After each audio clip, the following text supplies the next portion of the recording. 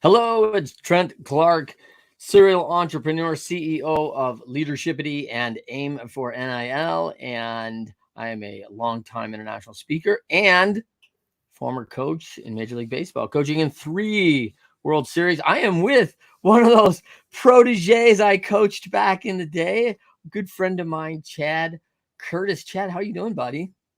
Doing good. Good to be on with you. Oh, man, it's so good to have you aboard.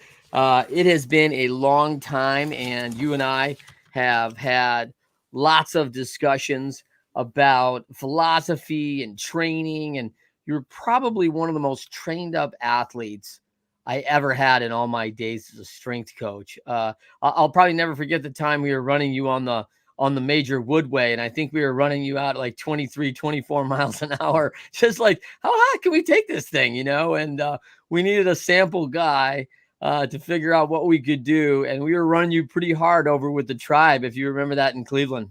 Oh, no doubt. You weren't going to throw Manny Ramirez on there to see what happened. I was the guinea pig that day. Yeah. Yeah. Listen, Manny wasn't going to see 23 either. Like we actually wanted to see if the thing could actually go pretty fast. Manny was fast, but he wasn't that fast, right? So you needed a burner, but we weren't putting Lofton on there, in fairness, either. So that's it's a good point. But Chad, you were a well-established guy in the major leagues as a hardworking guy. Certainly, I probably had I had an affinity for Chad Curtis for 2 very special reasons. One, Chad looks a lot like I do, which is nice. Like, Chad is not the biggest guy in the major leagues, and he worked really hard to be there, and physically he maximized his potential in every way. And I love that. And then 2, of course, we're both from the great state of Michigan. So, we had that established when we first met and I started coaching you. And I immediately felt, a little homecoming from anyone from Michigan. So it was very cool to coach you back in the day. So that was always awesome times for me.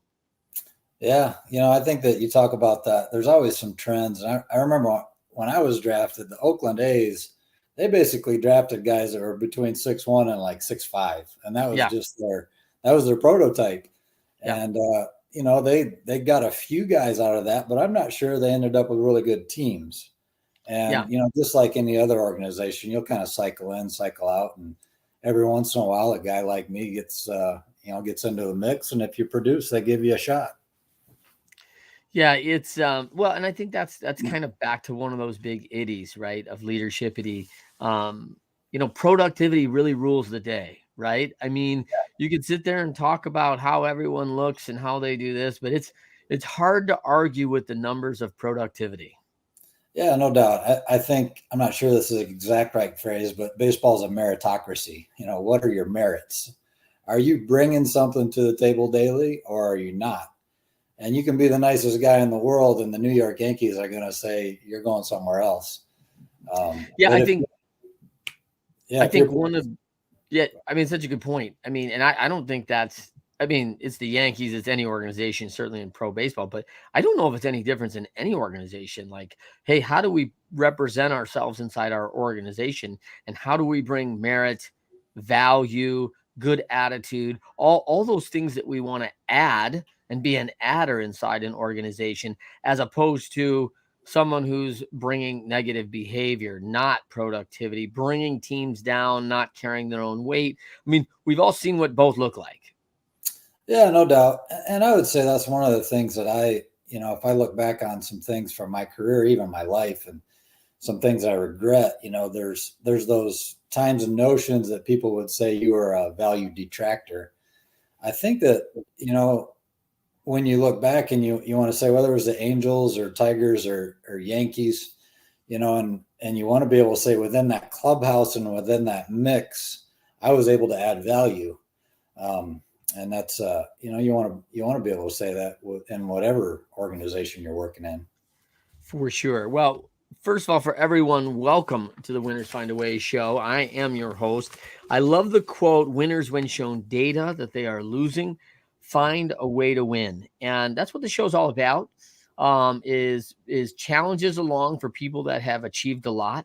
And for you, if you're sitting out there and listening to the show for the first time, you've ever faced stiff adversity, felt like the losses are mounting and you need to find a better way, I think you came to the right place. And it's not whether you own a company or you're in a leadership position or you're an athlete or you're just looking to start your journey today to being elite. I think this is the perfect place to get some valuable information. And so today, I have with me Chad Curtis, former major league player, now author.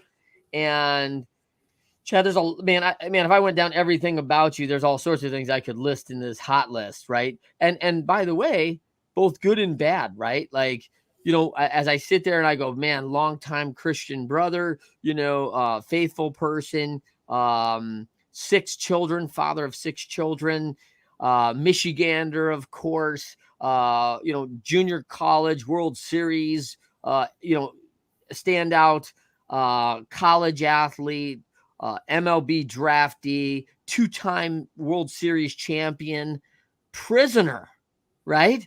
These things go through our lives and and it just keeps coming in. Now we add author, we add speaker, we add, Chad Curtis in this life. And I certainly, I don't want to be remiss about Chad Curtis, the coach, where you had a very successful career in the amateur level. After being a pro athlete, we always said you were a football player in a baseball player's game, so it worked really well there, and you had a lot of success as a football coach, correct? Yeah, it was mostly youth with my son, but that I coached at the high school level too, and was able to bring some teams up from some levels that were kind of low and into state playoffs and contending for different things. So yeah, I think that even though I played more baseball, I always maintained kind of that football mentality, and just I always enjoyed that energy. Yeah. And there's, I've noticed a little higher grin this week as your Michigan Wolverines beat up on the Spartans. So, you get a little extra grin going on this week. Is that accurate? Oh yeah. It was about time. They've been handing it to us for a while. Little brother's been taking it to Big Brother ever since that phrase was thrown out there. But yeah, they look pretty good this year. They do look good. They look good. There's a big one coming up in Thanksgiving. I hope they're both undefeated when they go down into Columbus and find out about who is maybe top dog between the Wolverines and the Buckeyes again. Let me real quick, Chad, tell people where they can find you. People want to reach out to you, talk about the book or get you to speak or something like that. Where could they email you and find you? Well, I'll pull my book out here real quick. This is a book that I recently had published, In My Heart and On My Lips, and it is available on Amazon, Barnes and Noble, all those different kinds of places. In the back of the book, I share that I'm actively involved in starting a nonprofit called Restore Ministries, and it's just about trying to bring some restoration from broken places, which I've had some opportunity to experience recently. I hope to take kind of a pretty negative experience and turn it into something positive for myself and for other people who are struggling with similar things. I started right now. I have an Instagram page called In My Heart _ On My Lips. So reachable there, and also In My Heart and On My Lips at gmail.com. Eventually we'll have Restore Ministries up and have that be a place where people can contact me. But yeah, I appreciate you bringing that up. I did some public speaking in the past as a Major League Baseball player and as a Christian. And I think that I might have more to add from a value standpoint as somebody who has experienced now some significant, pretty low spots as well. So yeah, I look forward to being able to share that, both sides of that story with people, and look forward to that. Very good. Let's establish a little bit of Chad Curtis. Born and raised up in Middleville, Michigan, with a little place between Grand Rapids, Battle Creek, just south of Grand Rapids, probably about 15 miles. And then down high school, make a big change as a sophomore where your family relocates just outside of Tucson, Arizona, into Benson, which has got to be like culture shock from Michigan to Arizona. And then, your baseball career really takes off as a junior college. The Southern junior college baseball programs are top notch. There's a reason for that, people, which is the fact that if you are an NCAA Division I player, you are required, quote unquote, and established as a 3-year player and not draft eligible. In the junior college system, you're draft eligible every year, and each year out of the junior college system. So there's many good players who don't find themselves college material or wanting to continue their education and focus on their baseball that choose a junior college route. So the junior colleges often have very high levels of play because of it, and the teams turn pretty quickly because of it too. Is that fair? Yeah, no doubt. I mean, that's all completely accurate. I think I'd be a little remiss to not throw in that was not me. That's not why I went there. I'm coming out of a small high school, an all-state football player, kind of regarded as a football player, and kind of did okay in baseball too. I was at a Denny's restaurant preparing for a state track meet because our baseball season was over, and ran into a baseball coach from Yavapai Community College who said, "Hey, why don't you come on up and try out for my team?" And I turned down football scholarships to walk on to play JUCO baseball. That JUCO baseball league out in Arizona, it's just incredible baseball. I show up, and I was trying out for shortstop because that's what I played in high school. And there were 17 shortstops trying out for that team, including the All-American returner from the year before.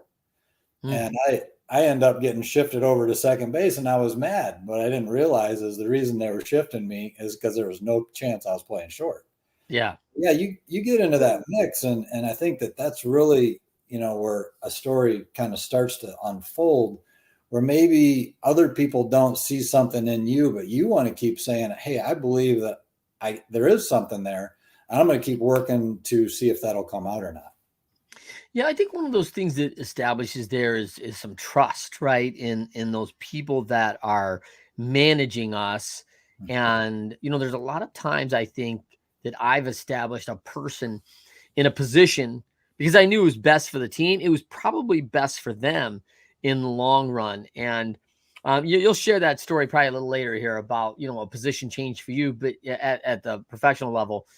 But sometimes we move people out into a position where we think that we want to position our players where they can be most successful. And they don't see the same things we see, right? And so you have to lean on that experience and knowledge that we have to go, hey, this is what's best for you. If you said, no, I'm not going to be here unless I'm the shortstop, they're going to be like, well, we got an All-American. You're not like, you're not going to be it. And hey, kid, you're never going to get playing time if you're going to dig your heels in on this one. And it's not going to work out. And yet you have to kind of certainly lean into that sometimes. I don't think that's easy for people all the time. No, it's not at all. As a matter of fact, I'm going to have my 13-year-old son eventually watch this so that he can figure that out too. Yeah. Sometimes you're dealing with somebody and you're like, you don't have the big picture, and you have to trust that the person who's kind of pushing or calling shots does have a bigger picture. And that's just vitally important that we have some trust in those people. Yeah, and I have a similar story, right? Starting out as a middle infielder and in youth ball and this and that, and I was a fast guy, right? And so, hey, you'd make a great center fielder, and I was pretty good at tracking balls, man. I could run a lot of stuff down, so I enjoyed it out there. And I also knew that one of the varsity coach's kids played middle infield, so he was a nice ball player, and I thought, man, listen, I'm going to do a lot to overcome that spot. So I thought like, man, I don't know about that. And so, I started looking at it and thought like, hey, maybe this is where it's best for me. Now, there was a time, I think, when I was trying to transition from that college to pro level that I thought like, man, I probably should have spent more time, my size, right, Chad? I probably should have spent more time taking balls at second base, taking balls in there because I was a really offensive player back in that day at second base, but probably a real average center fielder offensively, right? So it was an interesting deal as we get kind of pigeonholed at those ages, right? Oh yeah, no doubt. And that's some of the stuff that I found out later is they were actually moving me around positionally based on how offensive they projected me as being. Yeah, like you said, that you got 3 spots in the outfield. You don't necessarily need the greatest athletes out there, but if they can produce runs, give me a left fielder, give me a center fielder. Yeah. We're at second base, they're, at least back in that day, there was a little different view. Yeah, for sure. And it's an interesting thing, right? I mean, for years I've watched the World Series, which the World Series is going on right now, right? It's going to be a doozy, I think, with the Astros and Phillies.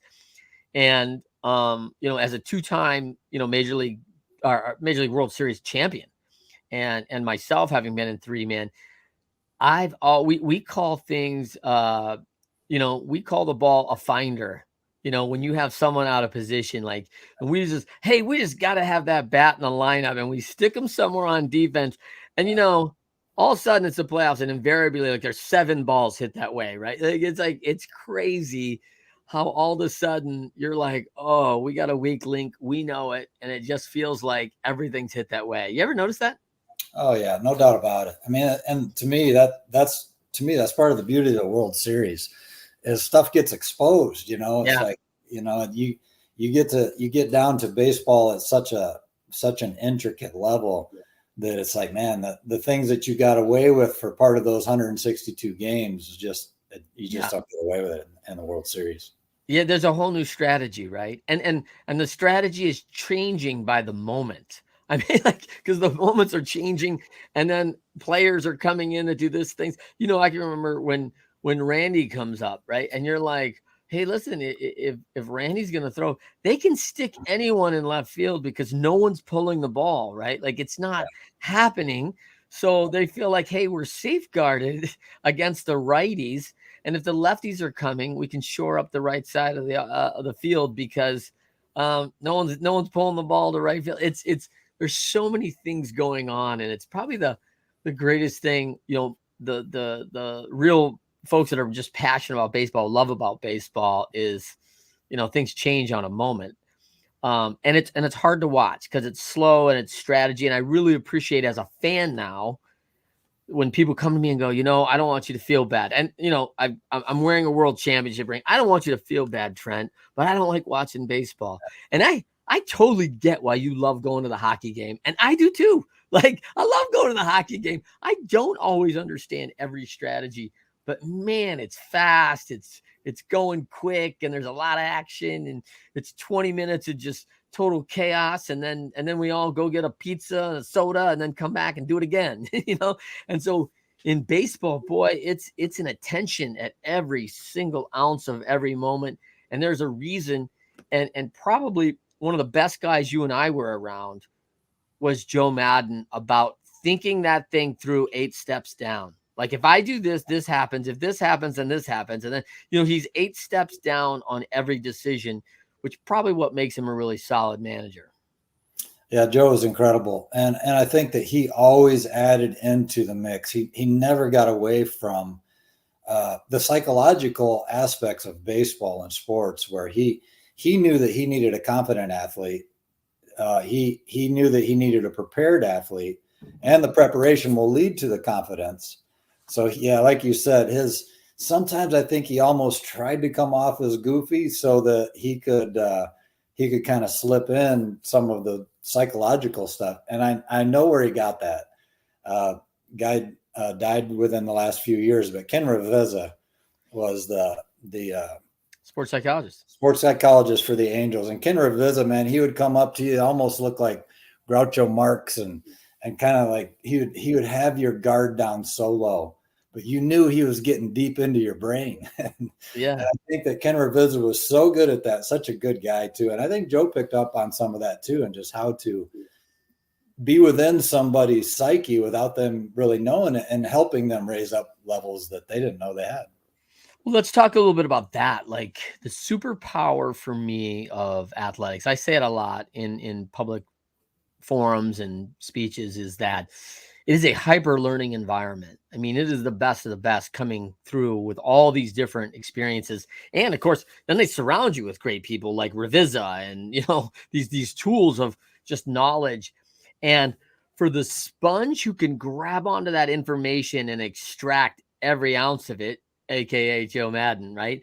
Like, it's amazing the amount of height you can establish. And you and I both know, like, Joe wasn't a great ball player, right? Like, Joe was a decent catcher, minor league catcher, but man, as a mind in this game, he really got it. Yeah, no doubt. And I actually think, and this ties in with a little bit of my life experience now and currently and things I'm moving forward with. I think that Joe, because he was a struggling hitter in the minor leagues, I think he learned more tools and techniques for pulling yourself out of a slump, getting ahead, different things to work on. I'm going to contrast it a little bit with Rod Carew. Rod Carew is my first major league hitting coach. And Rod Carew is one of the finest human beings I've ever met in my life. But I remember sometimes Rod getting frustrated trying to teach people how to hit.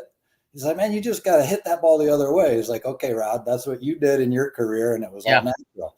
That's not natural for me, so tell me how to do it. Rod never struggled with that, and he had a hard time maybe teaching people how to do that. Joe struggled with it all the way through the minor leagues, and now he had all these techniques to help you with. So sometimes struggle makes you a better teacher than talent. Yeah, it's a great point. I mean, I have a great Rod Carew story. In '99, when I signed with the Angels, Rod was our hitting guy, and we had a minor leaguer come up who was, just always coming out of his shoes, right? I mean, he was the epitome of home run strikeout. He was trying to establish Babe Ruth numbers, and he was never going to get the home run number, but he was definitely going for the strikeout number. And so you know what a golden sombrero is, right? Oh yeah, 4 strikeouts. It's 5, right? Isn't 5 the golden? Sombrero 4, golden 5, maybe. Yeah. Yeah, maybe. Yeah, I got to think about that. But we had a guy strike out 5 times in one game, and I just remember, it was a day game, and Rod and I were walking out of the facility probably at 7:30 at night, and Rod's like, man, I'm trying to help this kid, and he's like, I struck out like 5 times the whole year in like 76. I was like, man, it's like crazy. Like, and he's like, this kid just did in one game. Like, it's crazy. Like, to make an adjustment at that level and understand, like, that's not going to keep you here. And he, and we were all frustrated, and the kid was a nice player. And, yet, man, it's like one of those things, like, as a coach, you see, like, hey, if you don't make a change, you won't stay. Like, you won't stay. Something has to happen. And it's hard. It's hard to get people to move in the right direction, right? You can always lead that horse to water. You can't make them drink, right? Yeah, I think you're bringing up something really interesting. I'd like to see the numbers on it. It's not easy to get to the big leagues. I don't want to say that, but I actually think it's easier to get to the big leagues than it is to stay in the big leagues. Yeah. Because if you don't possess that ability to adjust, you're just not going to last. Those guys, those pitchers, the coaches, and even today with all the way they break things down, they are going to find a weakness. And if you don't adjust, if you can't adjust to that weakness, it's just not going to happen. You're not going to stick around. Yeah, it's so intriguing to me because Spezio says this all the time, right? Easy Speezy, Scott Spezio is a good friend of mine, and he came on the show, and he always gives that. He does it in his talks too. He's like, it's easy to get to the big leagues. It's hard to stay. And I'm here to tell you, it is not easy to get to the big leagues. He's like, it is a grind. There are, 10,000 eligible players a year. There's only going to be so many drafted. I mean, you were drafted in the 45th round. Yeah. 45th round. Like, I mean, you hear people talk about football and people make fun of Brady, right? Because Brady was like the last quarterback taken in the 6th round of the draft. 6th round, right? You're in the 45th round of the draft, right? And if anyone's ever seen it, the Brady 6 is a fabulous little show. It's on YouTube. You can watch the 6 quarterbacks that were drafted ahead of Brady. But, when you think about your position, man, how many middle infielders, how many outfielders were drafted before you in the 45th round? And you can probably count. So when I say it's not easy to get to the major leagues, I could look at your draft year and I could probably count on my 2 hands how many of those kids that year made it to the major leagues before you in a 45th round ahead of you. Yeah. So it's not easy, man. Like, so I'm like, and that's just the people who got drafted. How many athletes thought they were good enough and didn't get drafted? Yeah, up 2.5 from 45th round to 2.5 years in the minors, which is pretty short to Very short. major league debut. Yeah. Funny story, we talked about Joe already. Joe had told me, again, you find out stuff years later. Joe told me he drafted me just because he knew I had a pretty high GPA in college, seemed like a smart player, and he figured that after a couple of years in the minor leagues, they might be able to transition me into a coach. So I was drafted in the 45th round to fill a spot in the minor leagues for a couple of years and then maybe be a coach. But when somebody gives you a uniform and somebody gives you an opportunity, you're not bound by their expectation for you. You get the opportunity to say, you know what, I'm gonna run with this and make the best that I can. Tim Salmon, great friend of mine, college teammate with the Angels, played together in the minors. Same draft, same year, off of the same college team. He was drafted 3rd round. I was drafted 45th. Tim was projected way ahead of me. I think maybe with his length of limb and body, maybe the wood bat adjustment took a little longer with maybe the short, compact guy. My swing kind of transitioned to the wood bat pretty quick. And like you said, there probably weren't that many guys in the 1989 draft that got to the big leagues by 1992. Yeah. You beat Tim? When was Tim rookie of the year? 94? Tim made, so I broke in out of spring training in 1992. Tim was in that spring training with us. He went to AAA, and I think by August or so of that year, he came up and did pretty good in August, September, and then the next year he had his full year when he won the Rookie of the Year. Yeah. Johnny Orton on that team too, back in your AAA days, right? Yeah, you talk about a guy with some crazy skill behind the plate. Yeah, Yeah. great catcher. Yeah. Yeah, and it's amazing. And then you hear you talking about one of the best defensive catchers of all time, who probably got maybe 2 years in the major leagues. Because if you don't do one tool, you can't steal first. It's an issue, right? And and he got hurt. You go through the injuries. It's a challenge. Yeah, I remember a story with John. There's some pitcher we had couldn't see his signals. How sometimes shadows or whatever, and they tried the finger, nail polish and still couldn't see it. So John said, just throw it. I got it. It's a big league pitcher throwing big league stuff. And John was just like, I'll figure it out. I'll catch it. So Yeah. he was pretty skilled. Yeah. A great guy, great human being, and longtime coach with the White Sox. And so let's talk a little bit about that opportunity. I love what you said there. You got the uniform, you got an opportunity. Tim Salmon was a highly projected. Yeah, it didn't hurt, by the way, that his brother played football at SC, right? Like, so he's got a family that's established athletes, right? And they're coming to see Tim play. Yeah. But they got to see all the players play. Is that how Chad Curtis gets discovered? Yeah, that's actually was one of the major factors why I went to Grand Canyon. Tim was actually projected as a 1st-round pick. Yeah. And I was like, well, I was JUCO All-American the year before at Cochise College. I led the nation in RBIs, and I think I was pretty close to leading the nation in home runs. I hit over 400, and I didn't get drafted. Wow. So I was like, what do I do? I got to get seen. I don't know. How do I get noticed? Again, it's kind of the size thing. So I'm going to go play right beside Tim Salmon, and if maybe I can get a shot playing right beside it. It worked out perfectly. And Tim's 6'4" at that point, probably right around 205. And if he and I are running a 60-yard dash, I mean, he's right off my shoulder. Yeah. So there's no doubt. I mean, that's that. Again, we talk a little bit about the A's projection of players. Yeah. Tim was prototype. A cannon for an arm, good contact, good power, good speed. He had every tool that they were looking for. Yeah.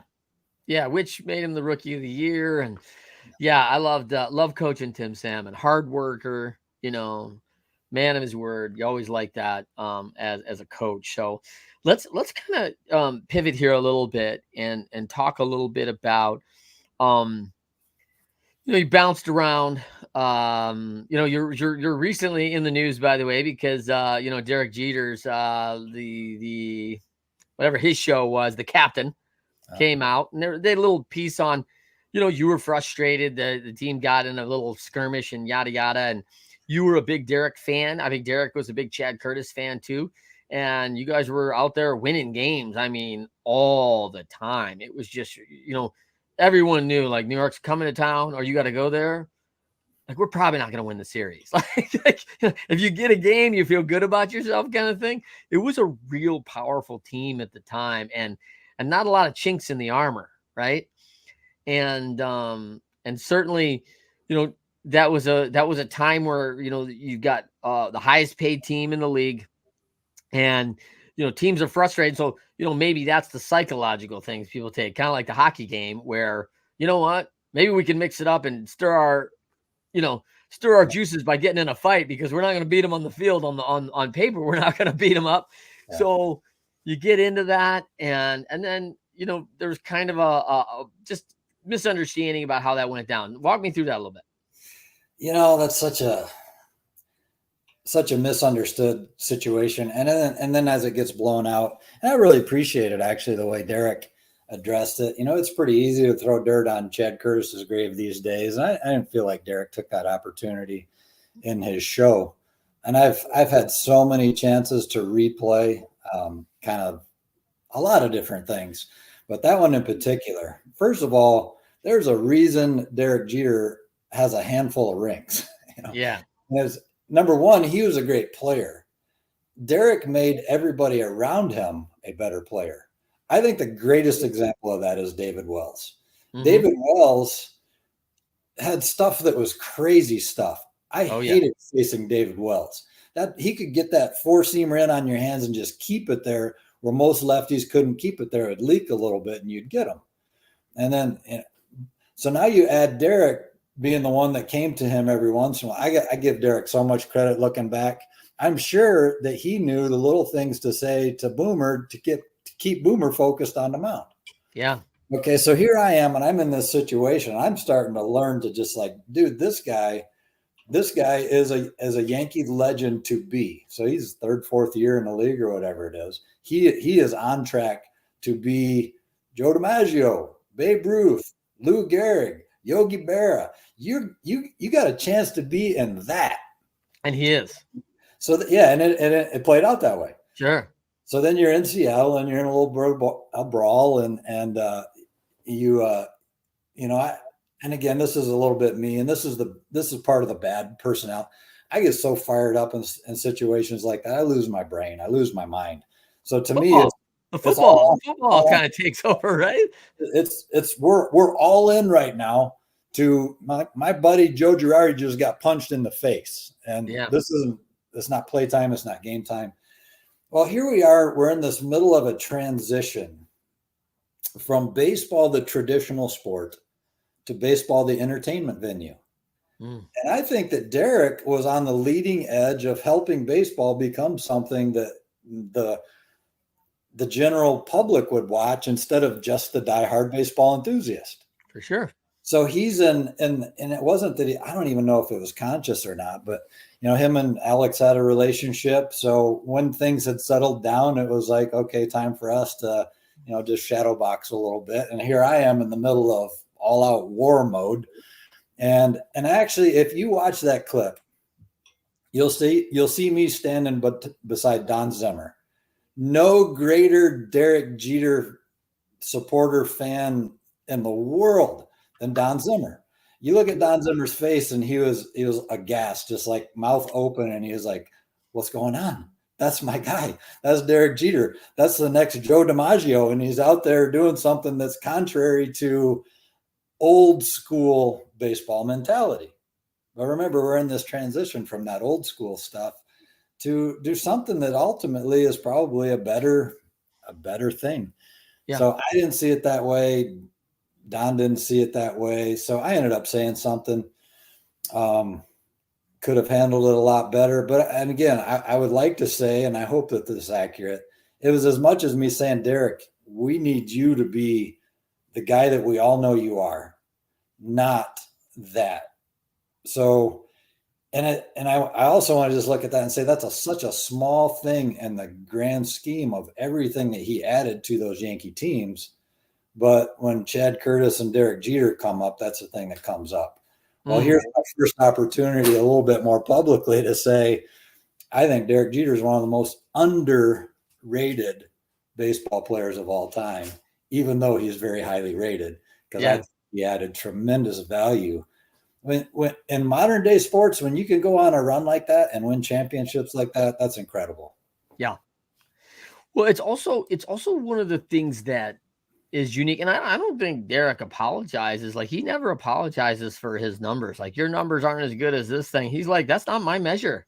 No, You know, I'm measuring wins, man. Like, I'm about a team that gets better. And I think you were in Detroit not long after me. I left there in '94 during the strike, and I had Boomer, right? David Wells, and David was I think, maybe Belcher was number one and he was number two. Yeah, pretty young guy at the time.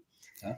And David was exactly that guy. I mean, just electric stuff some nights, but if he wasn't focused, like, watch out. Like, this is going to take more. And so, he didn't have the luxury of everybody else's background that got all the opportunities for all the great coaching and coaches to really drill him down and help him get through those times when you're not a disciplined teenager. And he didn't have that luxury. He had a gift of playing, a very smart athlete.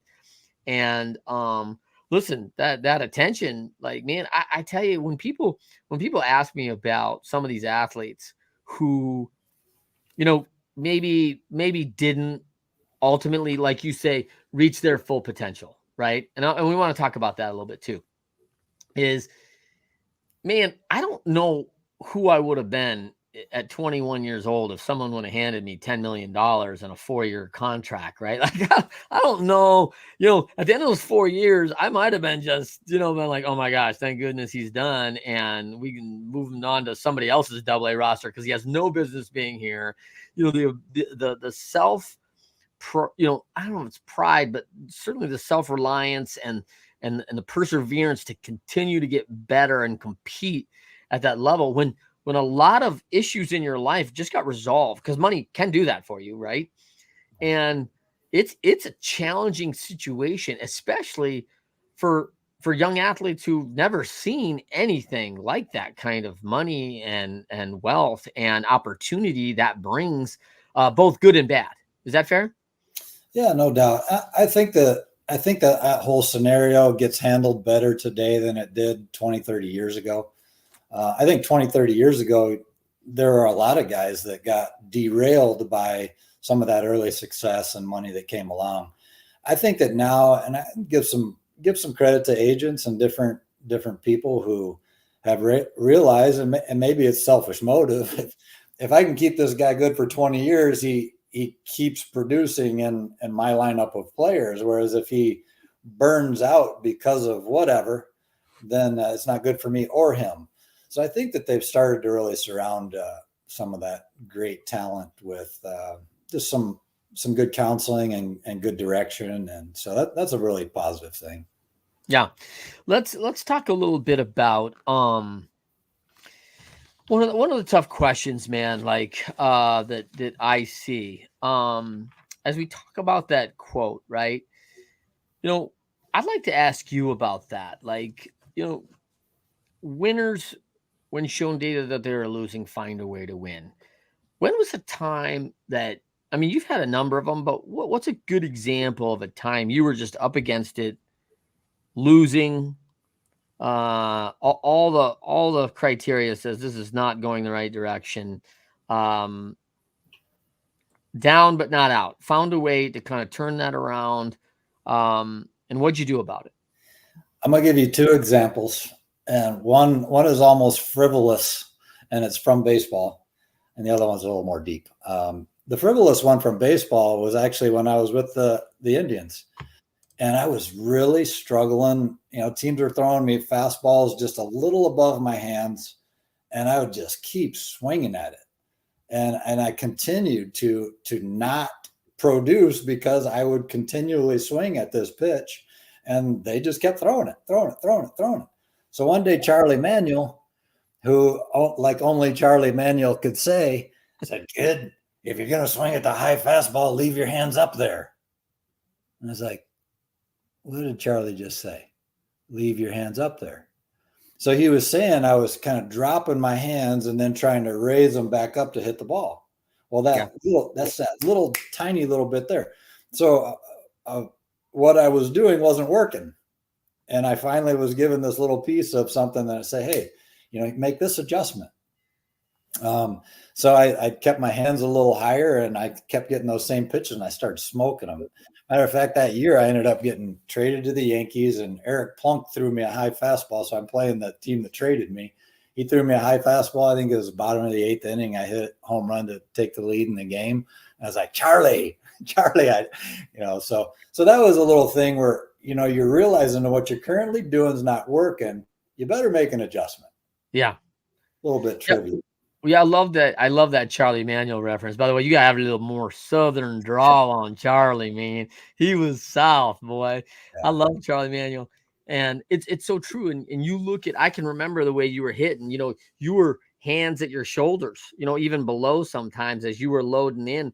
And just to get those hands up 2-3 inches where you get that starting point, like, hey, I can come right straight through that top of that strike zone now from that position. And I can't get up high enough in time to catch it. And I get kids all the time. The kids who just, youth baseball, they just drop to their hip right now, right? I'm like, oh my gosh, you're never going to hit anything above your waist, right? And I'm reminded of Ripken, right? Who Cal was the epitome of changing his pre-stance. But if you look at Cal Ripken's video of all his hitting over all the years, no matter what he stood like in the beginning, his prep position right before the pitch was always in the exact same place, right? Like he'd always in some way find his hands right back to here where his starting position at the beginning of pitch was the same. So it really didn't matter how he started and that he got there. So great. You think about these little things. I tell a lot of people, Chad, that very, very little feedback has sometimes massive impact. And people do not recognize that. We do this little drill when we talk about when I do some speeches and things about coaching. And man, I can do this little coaching exercise and I give them like 3 little tips and everyone improves on this drill 100% in like 1 minute. Yeah. Right.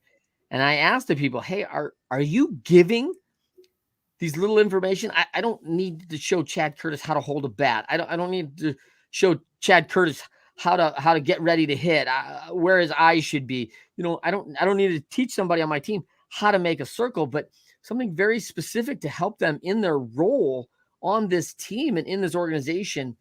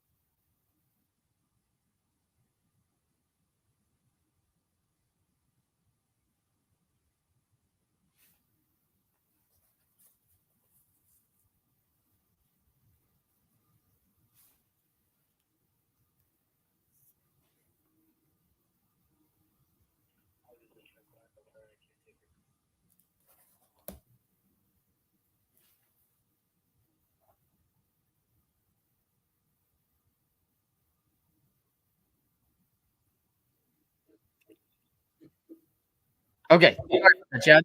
Little technical error there for a second. My bad. So, talk to me about the second challenge you faced in your life. Yeah, we haven't really touched on it yet, but I played 10 years in the big leagues, and that was like this huge, significant chunk of time and kind of out of the ordinary experience, and I also spent 7 years in prison, and that's another significant chunk of time and a little bit out of the ordinary experience. I kind of talk about that in my book a little bit, but I was probably 3.5 years into that 7 years, and I was spending so much of my time and energy trying to figure out, maybe how to get out on appeal, or try to figure out how to have it be that a judge did something that they weren't supposed to do, or I was spending so much time in trying to figure out how to not deal with the things that I'm responsible for.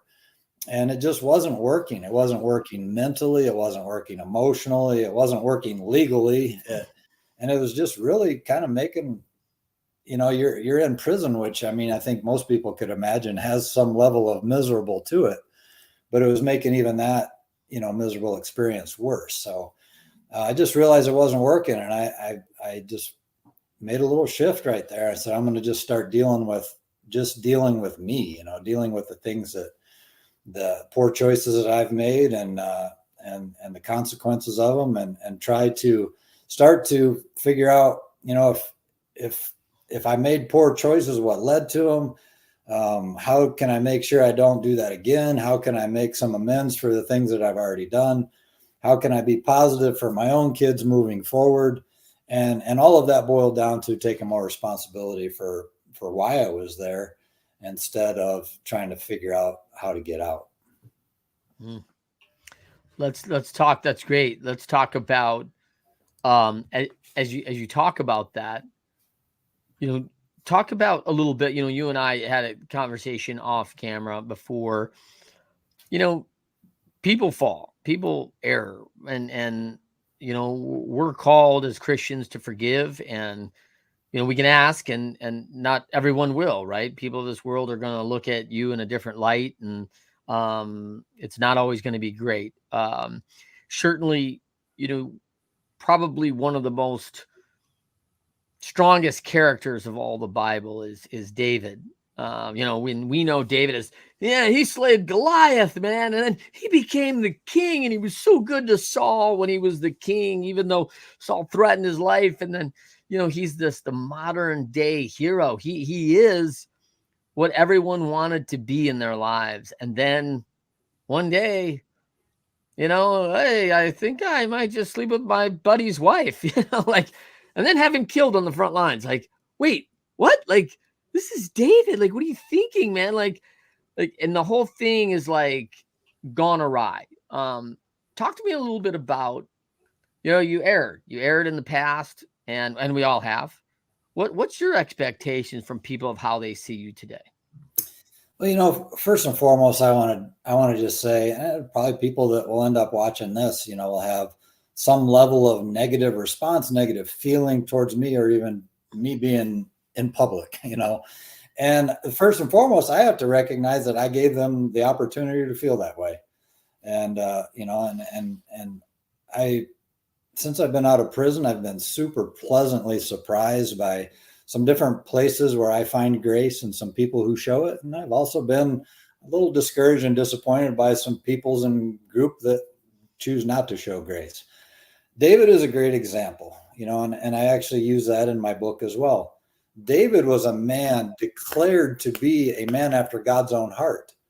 So, even the biblical story where Samuel's going to pick out the next king, and parades by all these big brothers that look kingly. Yeah. And here comes this little shepherd boy that they didn't even think to bring into the house.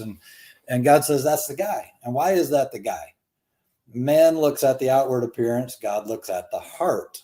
So then in the New Testament, we're told that David was picked to be king because he was a man after God's own heart. Great.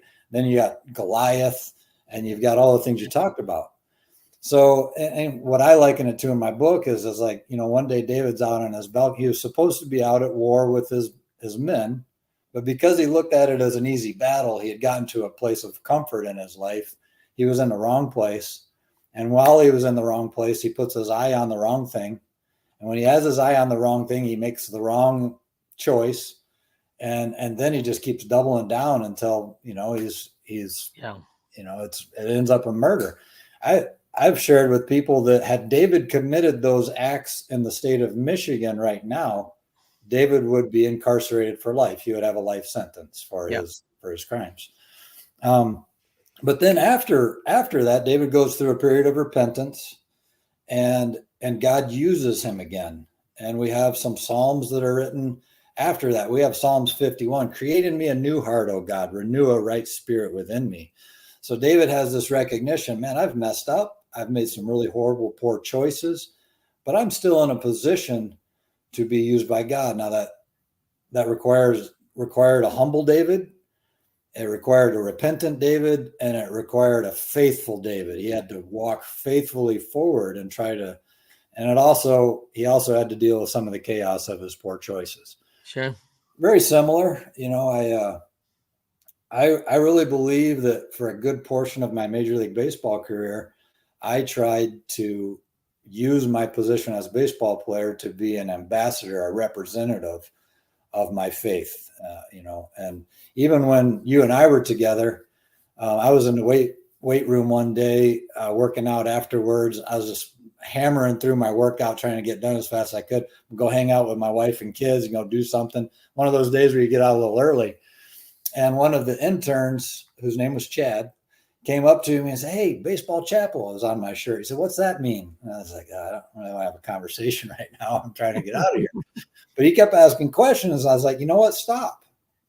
If you're going to say that you're representing Christ, then when he brings an opportunity about to do something, then do it. Yeah. So we ended up talking. I got to know Chad pretty well. Kevin Mitchell, he and I had some good faith-oriented discussions there in Cleveland. I went on to the Yankees and was part of some Bible studies, and just great group of guys. So I think that I can look back and honestly say before God and man that I was a David type person trying to represent my faith in that environment. And I think that I was positive. But then you get to a point in your life where you just make some horrible choices and suffer the consequence of them. And now I think that some people want to just say, no, if he could make those kind of choices, he must have been phony back then. Are we doing that with David? Yeah, he was. Who was he when he slayed Goliath? Right? Yeah. We're not broad brushing his whole life because he made this Bathsheba decision and the Uriah decision. We're not broad brushing at all and saying he must have been horrible back then, and he certainly has nothing to add for value in the future. And I get it. I get it. Some people are going to have that opinion. I have to choose to move forward, not listening to that group of people, and just say, hey, if God has opportunity for me to use my baseball past, my failure, my prison experience, and my effort to move forward and restore ministries. If he wants to use me moving forward and displaying my own restoration and being a part of other people's restoration, then I'm not going to let the naysayers cause me to build a cabin in the woods and just disengage from life. So right. Okay. Well, a lot of folks coming back from things. I mean, it's one of the things in the rearview mirror. I mean, there's a lot of regrets that anyone I know in their 50s have. I mean, we just regret things. I mean, like, I wish I'd have done this different. Like, I've hurt people in my past, right? And I don't think that was my intent at the time, but it doesn't matter what my intent was. It happened, and I'm responsible for it. And that regret is a pain that stays with me. And it's like no other pain, right? It's chronic because it never goes. Like, you and I have trained pretty hard in our lives. Like, we had some pain along the way, and I'm thinking, like, man, 2 days it was out. You're sore and it's over. Acute pain, that's very short term. And we always say the pain of discipline is acute, and the pain of regret is chronic. And when you look back, people are going to say, like, man, you keep overcoming these things. You're such an overachiever, Chad. Like, you really overachieve more than you. What's your position on that? Yeah, interesting. So years ago, I said, I'm going to write a book. I'm going to write a book, and I'm going to call it Overachiever ? And the reason, coming up through the minor leagues, and someday I'll chronicle my story, of all these different little obstacles that had to be overcome, and some of the people who helped me and some of the determination that I went through. But so Joe Madden, I think it was, that he was the one that said, yeah, he's kind of your classic overachiever. And right when he said it, I was kind of like, wait a second. So what he's saying is he thinks maybe I really wasn't that good. I just achieved beyond what my means were. So I started pondering that whole concept of overachiever. And I developed kind of a philosophy that I do not believe in overachievers. And my concept is this: if I brought out a cup and it was a 12-ounce cup, that 12-ounce cup can hold 12 ounces of liquid, no more, but it can hold less.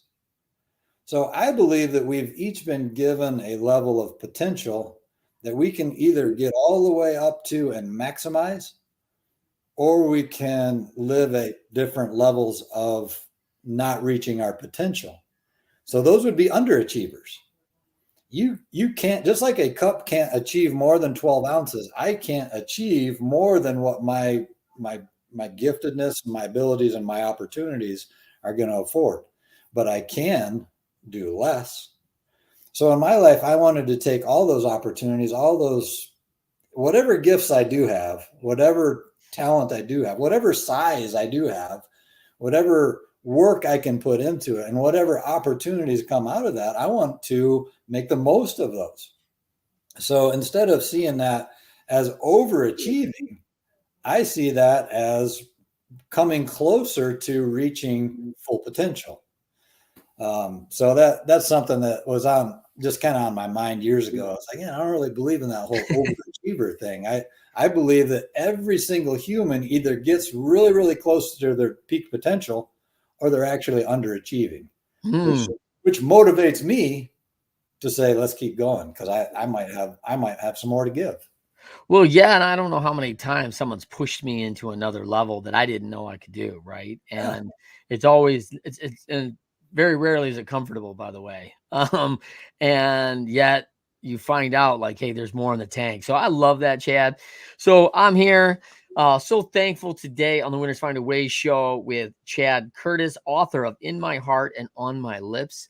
And as he works through a newfound prison ministry called Restore Ministries. Super excited about the future for you, Chad. To finish up, if you could tell people one thing that they are looking to get things back. There's a lot of people hurting right now. I mean, economy, all these things. What's one thing, if someone's facing adversity right now, that you'd offer to tell them, hey, this can get you back grounded? My story way back in prison, going forward, all of it, it's a faith-based story. I had somebody recently, he said, well, how do you know? How do you know it's real? And so that's what faith is: confidence in the things hoped for, assurance about the things not seen. I absolutely, completely believe that God has good plans in store for us. And I also believe that we have a path to walk faithfully towards that good plan. I memorized a verse actually with my daughter, who's now 12, and it's God, it said, "And the God of all grace, who called you to his eternal glory in Christ, after you have suffered a little while, will himself restore you, make you strong, firm, and steadfast." So I think that in that verse is like, God of all grace, he called you. You're going to suffer for a little bit, but I am going to restore you. So is it something that Chad needs to push forward? And again, that's my football mentality. My football mentality is, I'm going to get this done. I'm going to get this I'll done. Fix it. Yeah. I think that God does want me to do things moving forward, but he wants me to recognize that it's him. He's the one that will truly bring restoration. So whatever that is, whatever that struggle is, I want to make sure I'm walking the right path. And I want to put myself in position for him to say, that's the guy right there that I want to bring restoration to. That's the guy that I want to bring blessing to. That's the guy that I want to use moving forward. That's awesome. All right, Chad Curtis on the Winners Find a Way show. Join us every Friday, 12:30 Eastern, 9:30 a.m. Pacific, live on the YouTube channel, Leadership YouTube channel, LinkedIn Live, and Facebook Live. Thank you so much for being with us, Chad. Thanks so much, buddy. Until next time, see you then.